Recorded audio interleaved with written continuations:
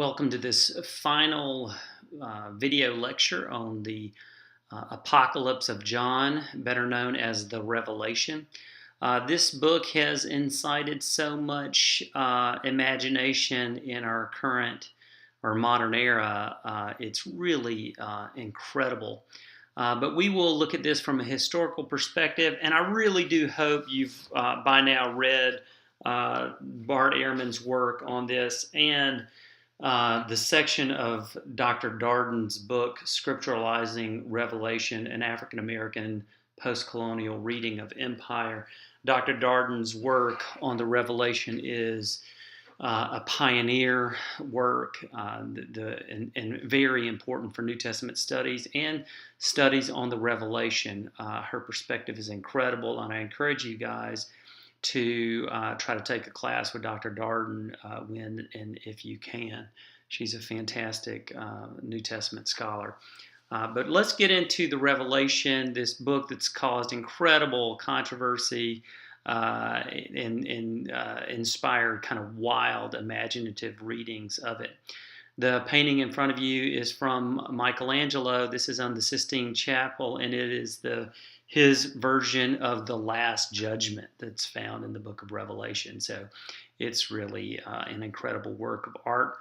The name, the Apocalypse of John, comes from the very first sections of the book. In chapter 1, it says the revelation of Jesus Christ, which God gave him to show his servants what must soon take place.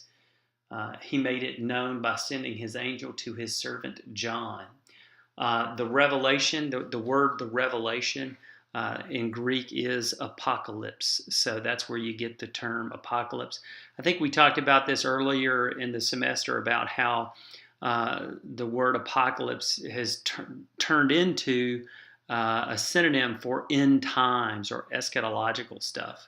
But apocalypse in its original form simply means revelation, which is what we get. That's how we get the name, the Revelation. A lot of people talk about revelations in the plural. That's technically incorrect, in spite of the fact that you would probably know what someone's talking about when they say they've been reading the book of Revelations. It's hard to do a lecture and cover all of this that's in this book because a lot of it is pretty wild and symbolic. But we'll do our best to kind of ground it in the first century and kind of see what it looks like. We'll talk about the key figures in the Revelation and key scenes, and that's how we'll proceed. So let's look at some of the key scenes in the book of Revelation. I love the artwork. This is from the 70s, one of the four horsemen. You see the scroll coming down from, the seals are being unbroken on the scroll.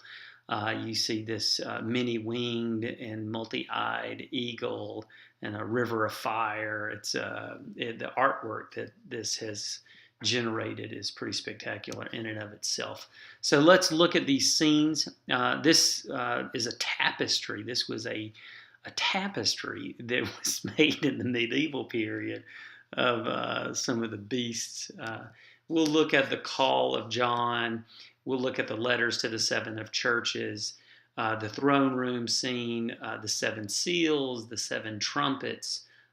We'll look at this battle between the church and Rome, the seven bowls, the fall of Babylon, and the reign of God, and followed by the new heaven and new earth. So in other words, you can tell this is going to be a long lecture. We're just talking about the scenes in the first half, and the second part will be the key figures. So let's talk about this, the call of John to write this letter. Here is a great painting of this scene in Revelation chapter 1 through 20, which is really the prelude to the Revelation. He has this vision of Jesus Christ with a sword coming out of his mouth and eyes of fire with seven golden lampstands. And the lampstands are certainly symbolic of the churches. So John has this incredible revelation of Jesus Christ. And Jesus in this kind of spectacular form, tells John what to write. Now, what's important about the Revelation is how much use it gets from the Hebrew Bible.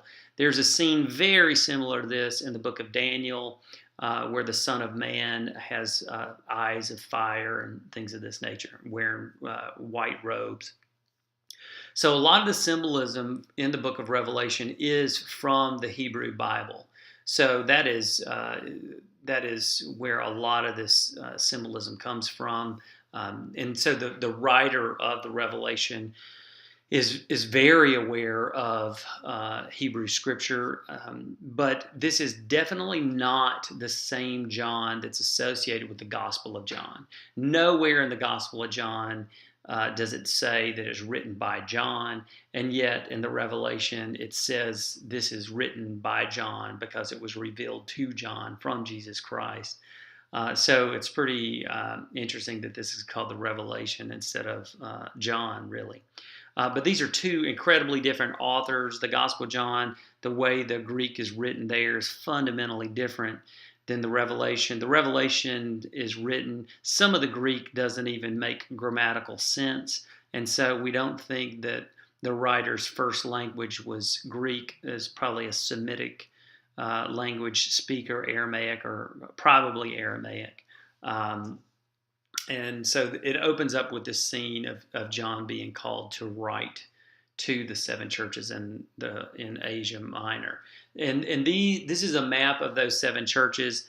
This small section, basically chapter 1, verses 21 through the end of chapter 3, is the content of those seven letters. And this is where the churches are. So you got Ephesus, Smyrna, Pergamon, Thyatira, Sardis, Philadelphia, and Laodicea.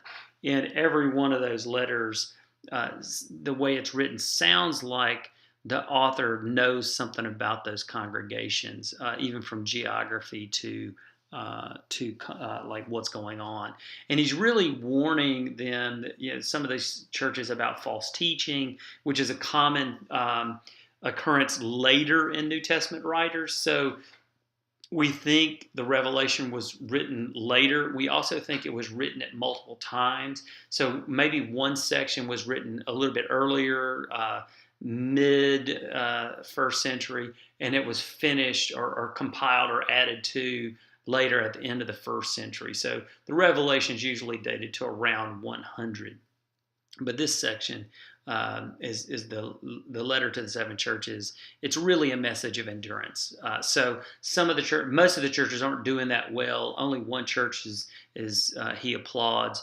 The rest of them are really kind of in between places, but all of them are suffering at some level. So the theme of suffering and endurance is a theme that the entire book of Revelation covers. And so there is this sense that there is this impending persecution that's happening at small levels, but there's also this great persecution that's anticipated in this letter. So that is a constant theme throughout. So we move from this early section, the letters to the seven churches, to some more revelation. And in the first section, chapter 4 through 5:14, is the great throne room vision. And here again, this is some medieval art depicting John's vision of the throne room in heaven, where you get all these wild figures like the Lamb and the book and the throne and all the people around the throne.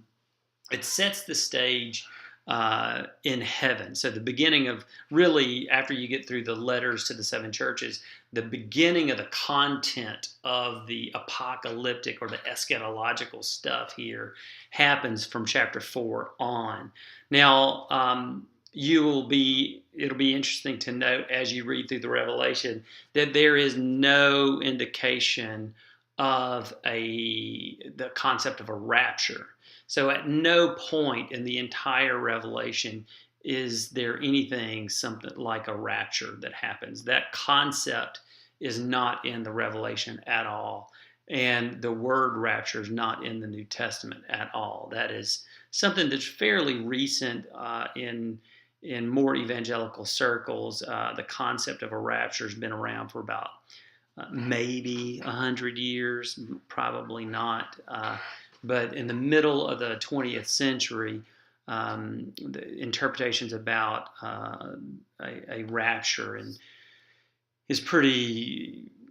It begins to grow, and today there's all kind of different interpretations built around this event that doesn't even exist in the Book of Revelation. So you get this incredible throne room experience where you know something big is about to happen because John is in the throne room of heaven, and the next thing that happens is these curses where the seven seals and the seven trumpets. This makes up as soon as you leave heaven, this is what happens on earth in chapter 6, 1 through 8, 1 with the seven seals, and 8, 2 through 11, 19 is the seven trumpets. And these are all judgments on the world. So this is certainly, the revelation is certainly a vision of how the end of the world is going to happen.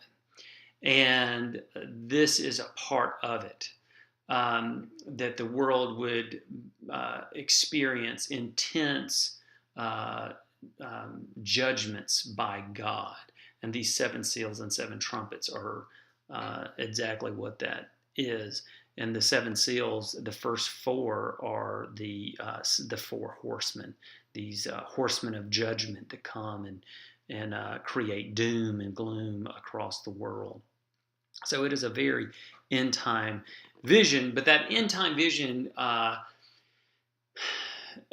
isn't our present time. This made incredible sense to people in the first century, and it's hard for us to interpret now. And so what people do is associate these events with things that are happening now or things that will happen in the near future. And these are very evangelical people who are interpreting this vision. There's nothing wrong with being evangelical, but the way evangelicals use the book of Revelation, I think, really kind of robs it of its historical value. Because the writer of the Revelation absolutely believes that this is happening in his own lifetime. He believes that he is in this period of judgment, and that's why he's encouraging the churches at the very beginning to endure and accept this as as God's will. So endurance is the main theme throughout these seals and the trumpets that are these incredible judgments of God. John, the one who's receiving this revelation, understands that is happening in his own lifetime. And a great example of how that's true is chapter 12 through the beginning of chapter 14, where you get this vision of a woman who's pregnant and clothed with the sun, and that's supposed to be S-U-N, not S-O-N. But this is symbolic of Mary, who gives birth to Jesus. And this pregnant woman is chased by a great red dragon, which is the symbol of the devil. And so the devil is chasing Mary around, and yet Mary has the son anyway. And then there's the story of the seven-headed sea beast that the dragon supports. And then there's another story about the horned beast that has horns like a ram.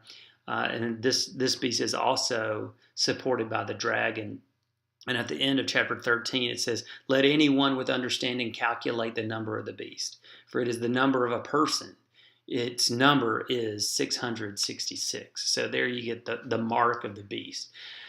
Now, we'll talk about this a little bit later, about the figures here, the key figures, these dragons and beasts, and what these things represent.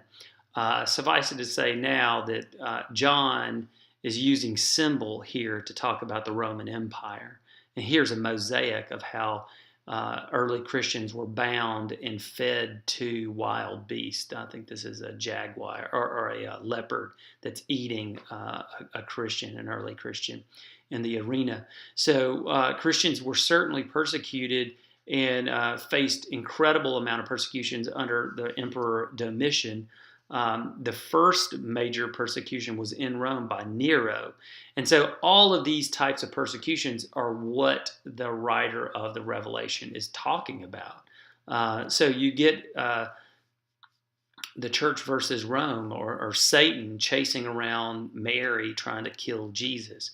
And they're doing that in symbolic fashion. So you get this whole scene through chapter 14 that leads into some more judgments, the seven bowls, the bowls of wrath. Here again, a medieval picture of these the plagues that are being poured out on all of humanity. So it's just a lot of judgment and wrath, the wrath of God on humanity. And we finally get a reason why, the fall of Babylon. And here another great painting from the medieval period. Here, the fall of Babylon is depicted in chapter 17, 1 through 19, 5. And Babylon is code language for Rome. Every time you hear Babylon in the Revelation, it is a reference to the Roman Empire, the city of Rome, and the empire that it embodies. And so Rome is the new Babylon. The same Babylon was the empire that destroyed Judea and carried the Jews away into exile under Nebuchadnezzar in 587 before the Common Era. And so Rome is considered the new Babylon. Rome destroyed Jerusalem in 70 AD. This is this is absolutely the new Babylon is Rome. And in Revelation 17 through 19, John basically says that God will utterly destroy Rome. So God will pour out all this wrath and ultimately culminate in the destruction of the Roman Empire. Which then will institute the reign of God. And so chapter 19, 16 through chapter 20, verse 5, this is the story of the reign of God. Now, this mosaic that I have here is pretty fantastic because this is all gold. All the gold part is actual gold. And you have Jesus Christ in the middle, the IC with the squiggly line over the top, and XC with a squiggly line. That is Greek for Iesu Christou, Jesus Christ, right? And you might wonder, who are these figures that are flanking Jesus? And by the way, this mosaic is in the Hagia Sophia in Istanbul, Turkey, that used to be Constantinople. And this is the church that Constantine had built once he made the Roman Empire, the Holy Roman Empire, and made it Christian. So to the right of Jesus, if you're looking at it's to your left, that is the Emperor Constantine. And his wife Sophia is to Jesus' left. So here you have a mosaic depicting Jesus ushering in the reign of Constantine. And there's no way the writer of the Revelation could have ever imagined the reign of God coming in human form. There's no way the writer of the Revelation could have ever understood a world where Christianity would be the religion of the empire. It was much more easier for the Revelation to understand the destruction of the world and the coming of Jesus Christ at the end of time. That was much more plausible than the world ever becoming the empire ever becoming a Christian empire. But that's actually what happened. The reign of God wasn't the end of time. It didn't come at the end of time. It came in the 300s when Constantine changed the Roman religion to Christianity, which would have been utterly unfathomable to John, who wrote this Revelation. And so the reign of God that John writes about in chapter 19 and 20, basically it's chapter 19, is this judgment where Jesus comes and judges the world and brings an end to everything. And then next institutes in chapter 21 through 22 the new heaven and the new earth. And this incredible vision of this city with 14 blocks by 14 blocks by 14 blocks, descending out of heaven, a new Jerusalem. This vision was the vision that would change everything, and that the kingdom of the earth, the Roman Empire, would be utterly destroyed.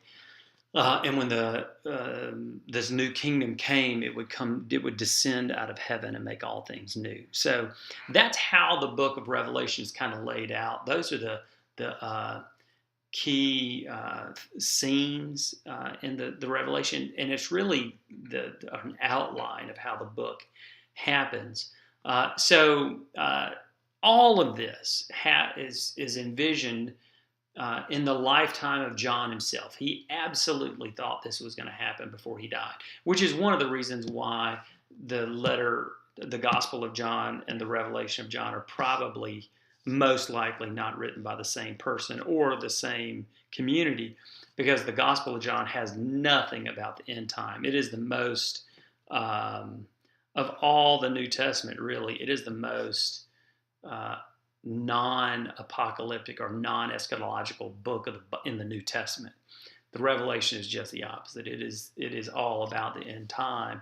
But whoever wrote this, John, the Revealer, he absolutely understood this as happening in his own lifetime, and it was in the process of happening as he was writing. So let's look at the key figures. Here's just another painting about the trumpets, when the trumpets were sound. Let's look at these key figures in the Revelation. This is a marvelous painting of the whore of Babylon riding on the beast. So we'll look at the key figure. John the Revealer. Who is John? We'll look at the whore of Babylon, the beasts in 666, the four horsemen briefly, and then Jesus Christ. So John the Revealer, a revelation to John from God and from John to the people. Here's another Ethiopian Orthodox icon of John the Revealer writing what he saw down.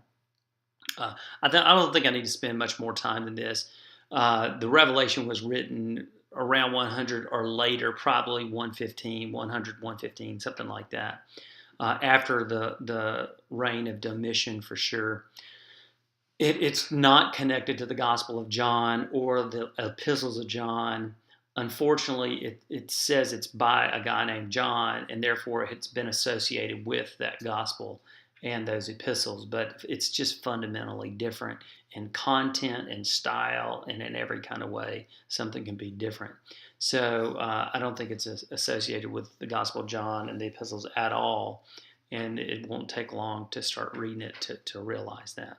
But this revelation was important. It's to this John who wrote it down. However, you got to keep in mind that the Revelation was a very controversial book early on, and even in the 300s, when Eusebius wrote his ecclesiastical history, in the early 300s, people didn't know whether Revelation was scripture or not. And so if you go all the way back to the first lectures of this semester, you'll see that I talk about this, where Eusebius says the Revelation is either definitely in the New Testament, or it is definitely not in the New Testament. And so it's a very controversial letter. And the reason it's controversial is because the content. These images were a lot to take in the very beginning. So if you read the Revelation, you'll be like, man, that is a lot to take in. Well, it was early on too, which is why the Revelation was such a controversial book. So that's enough about John. Let's talk about this figure in the Revelation called the whore of Babylon. Again, I want to go back to this picture here. What can we know about this figure? In chapter 17 is where she shows up the most. It says that the kings of the earth have fornicated with her. It says that she sat on a red beast with 7 heads and 10 horns. Now, this is the exact same beast in chapter 13. So it's kind of a renewed emphasis. And it also says she's drunk with the blood of saints. In other words, she has been killing Christians. And And then it says in verse 9 that the 7 heads of the beast are 7 mountains. Now, everybody knows in antiquity that Rome was founded on 7 mountains. So this is no small way of associating the beast with the city of Rome. Now, who's been fornicating? All the kings of the earth have been trading with her. This is symbolic of trade, and have taken her as, somebody who's going to protect them. All this is a symbolic way of saying that the whore of Babylon is the Roman Empire, and that the beast is the city of Rome itself. When the 7 heads are the emperors. So this is all of this is symbolic of Rome, and we'll even get more specific here in the beasts. The red dragon equals Satan. That is used 9 times in the book of Revelation. It's clear that the red dragon is Satan. The 7-headed beast, the 7-headed sea beast, is Rome. The horned land beast in chapter 13 is the Roman emperors. And then that section, everybody who can understand, pay attention that the number of the beast is the number of a person, and that number is 666. Well, in Hebrew and in Greek, there were no numbers. You couldn't, the number 1, number 2, that hadn't existed yet. So every letter had a numerical value. That's why you have Roman numerals, X, V equals 15. So every letter had a numerical value. And in Hebrew, the numerical value of Caesar Nero, or Neron, equaled 666. And there's an important textual variant. In one of the earliest manuscripts of the Revelation that we have, it doesn't say 666. It has 616. Now, an N is valued at 50. And if you say Caesar Nero without the final N, the numerical value is 616. Because of that textual variant and the numerical value of Caesar Nero and Caesar Neron in Hebrew, we're pretty certain that 666 represents Nero, which was the first Roman emperor to persecute Christians in Rome. And there's stories that he dipped them in tar, impaled them on posts, and lit them on fire in order to light his garden at night so that he could drive around his garden in his chariot. I mean, that is pretty intense persecution. And so it's him. That's who 666 is.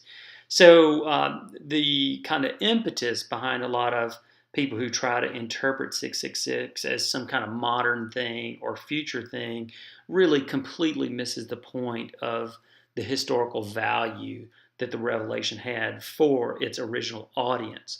So anybody in the first century who read this would have understood this to be Nero and had understood all the symbolism to represent how the devil was behind the Roman Empire and informing the emperors. And so in the midst of this kind of evil empire, the Revelation of John is saying, hey, listen, endure this. Don't give up your faith. Don't relinquish your faith in the midst of persecution from an evil empire, because God is going to pour out wrath and judgment on this empire and deliver us in the end, where we will reign with him forever and ever. So that is the ultimate point of the Revelation. The 4 horsemen are simply symbolic of the first 4 seals, which are the first judgments that happen in the Revelation. You have the seals, the trumpets, and then the bowls at the end. So the 4 horsemen are just kind of the inaugural judgments and woes of God in the Revelation. But man, the imagery that this literature has provoked for the 4 horsemen is kind of captured in just one of so many drawings and paintings and tapestries and things that you get throughout the history of Christianity. But finally, and most controversially, is the way Jesus Christ is depicted in the gospel. I mean, the revelation to John. Jesus is very kind of victorious at the very beginning. The words that he speaks causes John to collapse. The vision is so overwhelming that it's hard to kind of put into writing and even harder to read sometimes. But then the victorious Jesus at the end, coming with a sword to destroy Rome, is incredibly problematic. And it was problematic to early Christians themselves because this victorious Christ, Christ the conqueror, really doesn't exist in much else of the New Testament. You don't get that in the Gospels. Tell the story of a resurrected Christ, but not one who is angry and intent on judgment. You don't really get that figure of Jesus. And in Paul's letters, you don't get that much either. There is this conception of a final judgment. The Gospel of Matthew, for sure, the separation of the sheep and goats is a judgment on the goats and those who act like a goat by not feeding the hungry and clothing the naked. But this bloody conquering Jesus that is willing to slaughter the rest of the world, that is unique to the book of Revelation and is one of the main issues in the book in early Christianity, understanding Jesus that way. But Revelation does get incorporated into the New Testament, and that is definitely a part of this story. But the problem with that is the fact that this is John speaking to a minority persecuted group. And so when this book was written, its audience was this small group of believers in Jesus who were being killed and suffered incredible persecution in their own lives. And this letter is basically saying, hey, listen, endure, get through it. Even if you die, know that there will be a ultimate justice where God, through Jesus Christ, will mete out a judgment on those who are doing this to us. And those who are prideful and haughty and powerful now will be utterly destroyed by Jesus in the end. And we will be the ones who reign with Jesus and God for all eternity in this new heaven and new earth and this new Jerusalem that's coming down.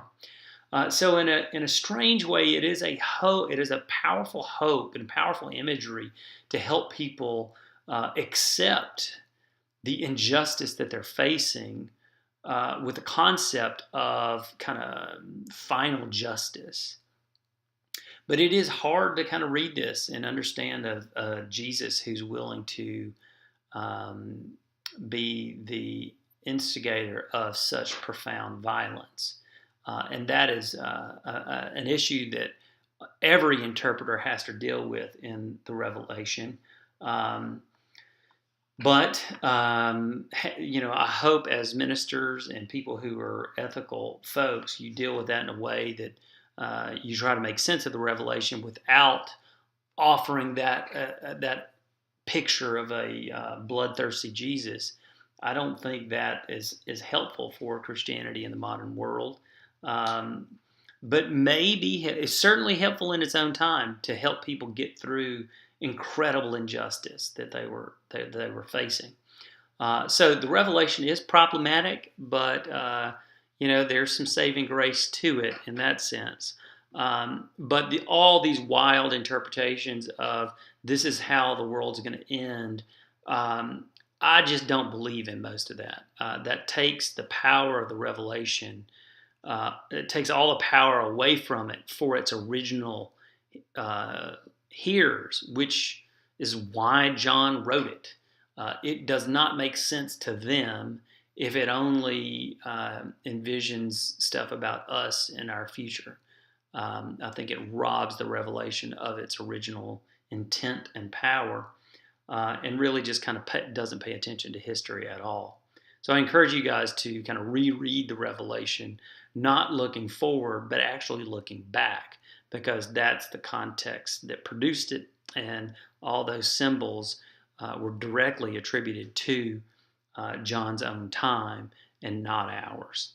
So I hope this has been an interesting discussion about the Revelation. If you have any questions, just send them my way, and spend the rest of your time reading Dr. Darden's section of her book. Read Ehrman and get ready for your final exam. Take care.